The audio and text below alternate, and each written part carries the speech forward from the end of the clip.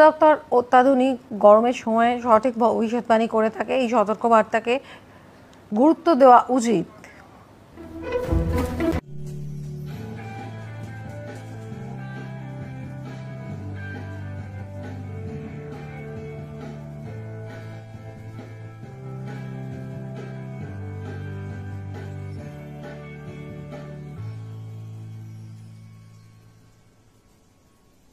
আমাদের আজকের অনুষ্ঠান ডক্টর নাথ, স্বাগত জানাই আপনাকে আমাদের অনুষ্ঠানে। ধন্যবাদ।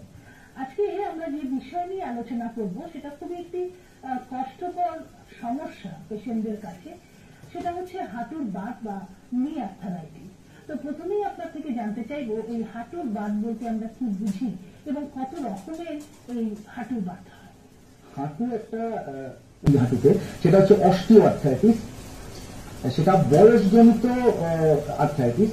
একটু মাঝ বয়সে এবং বেশি বয়সে এটা হয় এবং এতে কি হয়, হাঁটুর ভেতরে আমি একটা ছবি দেখাচ্ছি, সেটা হচ্ছে ছবিটা দেখানো যায় দর্শক বন্ধুরা, তাহলে অনেক সুবিধা হবে বুঝতে। তো সেই ছবিটা হচ্ছে আপনি বাঁদিকের যে ছবিটা আছে হাঁটু, সেটা হচ্ছে নর্মাল স্বাভাবিক হাঁটু, ঠিক আছে। সেখানে দেখুন হাড়ের ছবিটা আছে হলুদ রঙে, আর নিচে এটা হচ্ছে কার্টিলেজ বা তরুণাস্থি।